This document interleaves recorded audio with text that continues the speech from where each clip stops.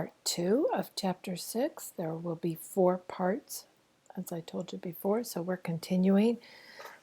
Part 1 was all about the Etruscans, and now we're going to continue and see what happens after the Etruscans. As I told you in part 1, by the 3rd century, the Etruscans had been absorbed by the Romans. Part of their absorption is the fact that some Etruscans became kings of Rome. So once upon a time, Rome had kings. But then it all ended. And I'll tell you the story presently. So let me move forward. Let's look at the map here.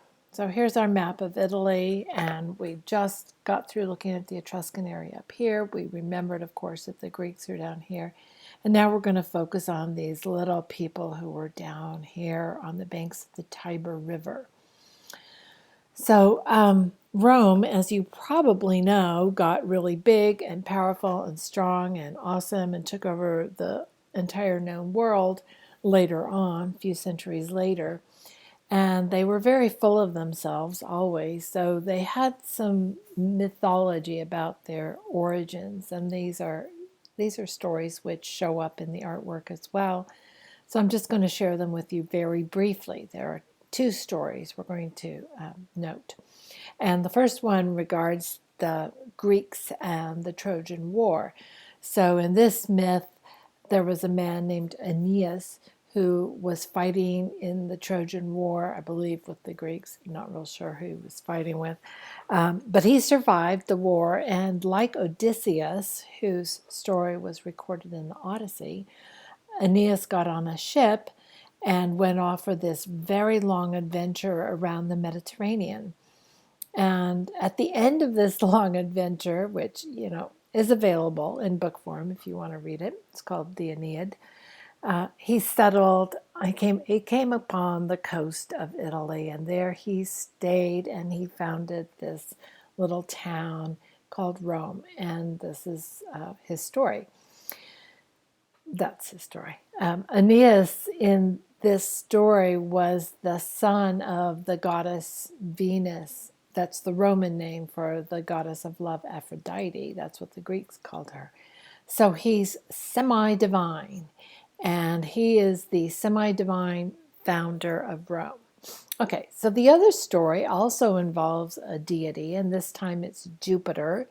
So the Romans adopt all the gods and goddesses of Greece, and they changed most of their names. So Jupiter was originally Zeus, which is the sort of the head of all the gods, the most important god.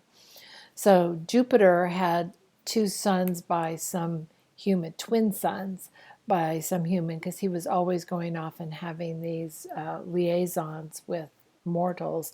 And his wife got very jealous, so he stashed these babies in a forest somewhere, and they were discovered by a wolf, who then raised the little boys as her own children. When they got older, one of them killed the other. It was Romulus who killed Remus. The twins were Romulus and Remus. And so he founded the city of Rome. So whichever story you want to accept, both of their founders were male and semi-divine. However, history, based on archaeology and scientific fact, comes up with a completely different story, and that is that this tribe of people who had settled on the Tiber River just evolved into this Roman culture. Yeah, but the stories are a lot more exciting. So anyway, that's the founding of Rome. Here's the Tiber River that flows down, and they just settled on the banks of the Tiber, and it happened to be a very advantageous location, which gave them great advantages in trade and enabled the town to grow to a city, to get very wealthy and very powerful. And again, this is not the place for a deep dive on that, but the information's available if you want to know more. So let me see my notes. Where are we? Oh, I mentioned the Etruscan king, and his name was Tarquinius Superbus, and there were several kings in Rome, And in the 6th century, so this is way early, Tarquinius Superbus misbehaved and was ousted by Rome, and that established the Roman Republic. So from that point on, Rome had a system of government that was shared by several men, always men. It's a men's world. So in this second part now of the great PowerPoint of Rome, we're going to look at some things that were sort of foundational to Rome as a culture that were established during the Republican period. And we're going to look at a little art as well. So here is a coin of Julius Caesar. This just, I could talk about this, but I don't think it's very important. The thing it will reflect, though, is that Romans are very interested in portraits. And they start minting coins with portraits of their rulers on them. And they make portrait busts. And there's lots of portraiture going on. So Romans just really like to record the actual appearances of people. Not that that's a good example.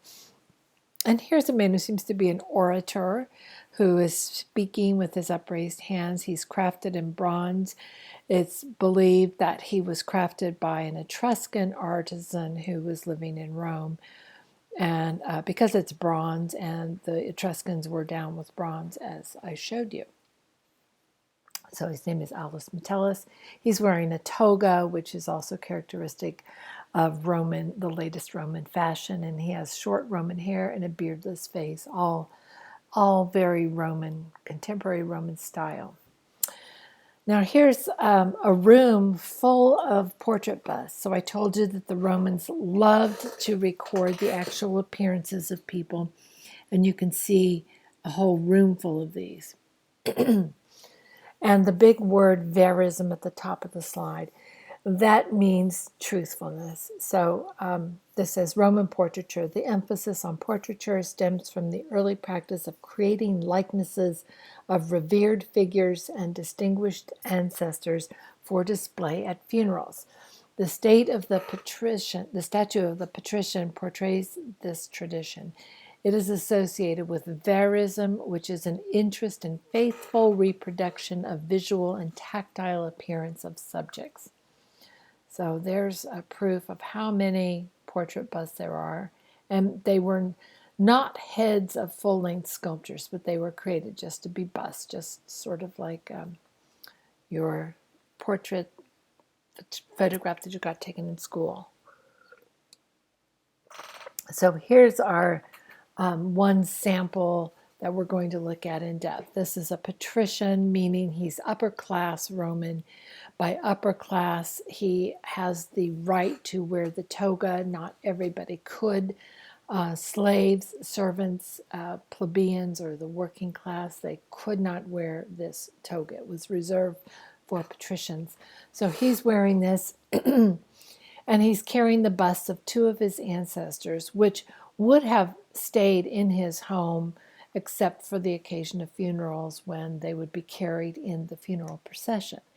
Now, so if we accept these as his father and his grandfather, and I have no idea which is which, the important thing that I want to point out here is that they're all different. If you look at the three faces, they're not identical at all. You can barely see any resemblance, period.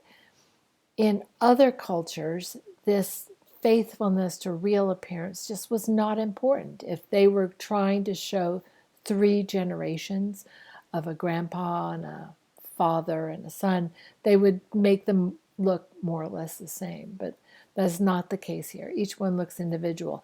And I like my students to think about whether you would be able to identify these people if you saw them walking down the street, based on what their portrait looks like.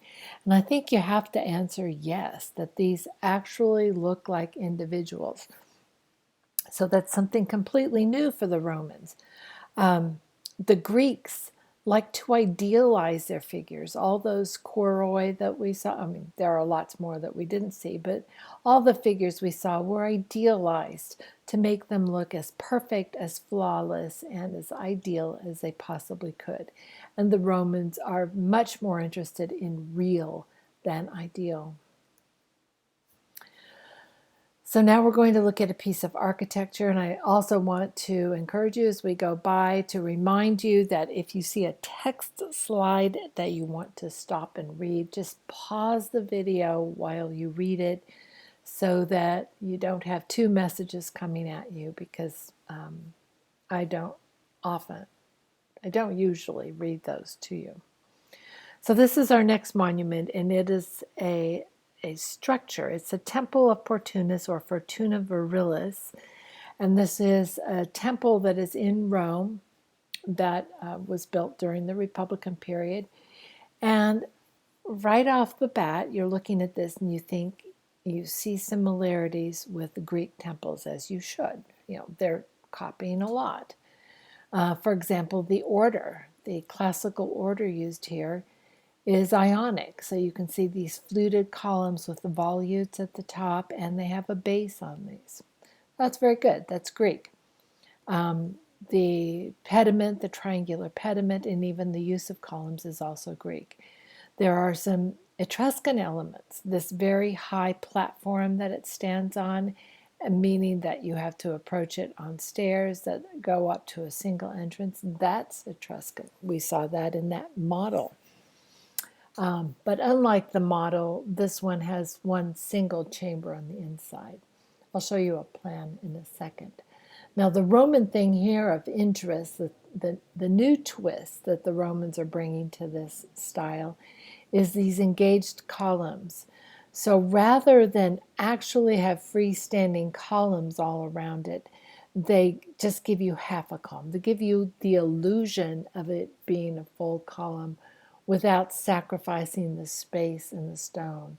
So it makes it possible for this inner chamber to be bigger, because you don't have to allow for the space of the porch all around. So this I thought this was really interesting. I think it was done around the 18th century. And it's a print of this building. I mean, I found it very difficult to connect the two, but apparently this is it. So it had been remodeled several times over the centuries after the Romans built it. And the building was then later, much later, probably 20th century, restored to its original condition, which is what you see here. So I just like looking at this. Is a very old building. Of course, it's going to have a lot of history. So here's the plan showing you this cella, or this chamber in here, and these engaged columns going around the outside. So it looks very compact, very small. And that's another interesting thing from this, is that it gives you more of a sense of scale, because you can see a human over here standing in front of it. So it looks a little larger than I would assume from this. So there you go. This is our Roman version of the Greek column. The Greek temple. Now, this is beginning a discussion of some of the many ways that the Romans used their brains and their innovations, their ingenuity, to make life better for the Roman people, for the citizens. And part of that is because the Roman leaders really wanted to be approved by the citizens. They wanted to curry their favor. But nevertheless, we're just going to look at them as just general, for the common good improvements. And this is a Roman aqueduct. It's the best surviving one. It happens to be in the south of France, which was part of the Roman Empire. It's called Pont du Gard, and it's near Nîmes in France. And there's several things about this which are interesting. So we're going to cut it apart. So you can look at it and you can see there are three levels of arches. So it serves as a bridge. And this level right here where the cursor is going across, that is the bridge level. I think there are even some people walking across it at this point, those little bumps there. So it serves as a bridge, which makes life really easy. If you're on one side of the river and you want to get to the other, you don't have to find a boat. You don't have to get wet. You can just walk across without breaking stride. And the other thing is, it's an aqueduct. So in the cities in Rome, um, they're very densely populated. Lots of people live in them, and they need a source of fresh water for all those people. So the Romans engineered this system to bring fresh water in from the mountains into the cities and distribute that to all the neighborhoods. And I'm going to describe that in a little bit as well. So this very upper channel here would have been the aqueduct, the water channel. And it was engineered by the Romans to have this very slight incline, just, maybe 1 degree or less than 1 degree from the source to the output of the water, so that the gravity always pulled the water towards its destination. So that's brilliant. It brings fresh water 24/7. That water never stops flowing. So if it's coming from a river or a spring or whatever, it would be constantly flowing into the city. Now, the third thing is this form, this arch, which you recognize because arches are just so common now that you have no problem recognizing it. But this was new. This was an innovation by the Romans. And it makes very efficient structures, very strong, as you can see, structures. So some of the efficiency are that instead of having a solid wall here, which would block wind, it would block water down here. There's lots of holes for the air and the water to pass through. And it's also efficient because it uses much less stone than a solid wall would. Okay, I have more slides on this. Here's the slide showing the structure of the arch. So the secret of it, it works kind of like the corbelline that we saw in the Mycenaean culture, where it's the shape of these stones that is so important. So these are called voussoirs. You don't need to know that, but you can see they're kind of wedge-shaped. And that means when they're all in place here, they fit really snugly, and no matter how much weight bears down on them, there's nowhere for those rocks to go. They're stuck. And so all the pressure, oops, sorry, I just scooted that. All the pressure comes down and moves off to the side and down into the air. So in that sense, it's kind of like the corbelline. So this centering structure over on the right shows the construction, because they would have to be built on a wooden structure like this, a scaffolding. And as soon as you put that final stone in, which is the keystone at the top, then you could remove that. So you could just take that same wooden structure and move it on down the line as you construct your aqueduct or your arcade. And that, by the way, this is called an arcade. It is a series of arches, or an arcade. So the Romans used that a lot. They tweaked their arch use and they came up with the arcade. They also created this, which is called a barrel vault, where you take an arch and you duplicate it going this way instead of side by side. So it can create a huge covered space that's open in there, very much unlike the hypostyle hall in Egypt, and unlike the beehive tomb in Mycenae as well. And you can take two of these barrel vaults and join them together at a 90-degree angle, and you get a groin vault, which is also strong. So now it has openings on 4 sides, so there's a lot of openness in there. And all of these stones up here in the groin vault are, of course, wedge-shaped like the voussoirs, so they're not going anywhere. It's really, really strong.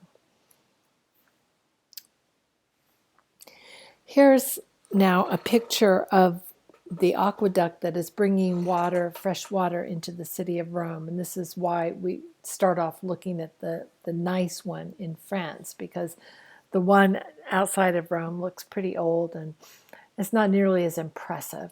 and it's much lower, and that's because it's almost at the destination. So it's been coming from maybe 40 miles away, bringing water in, and now it's almost to the end, so it's pretty low, and that's why it's just a single arcade there. And where does all that water go? I'm glad you asked. The water from the aqueducts gets dumped into this huge stone tank, and there are several of these. Each aqueduct had its own castellum, and that's what they're called, like this tank.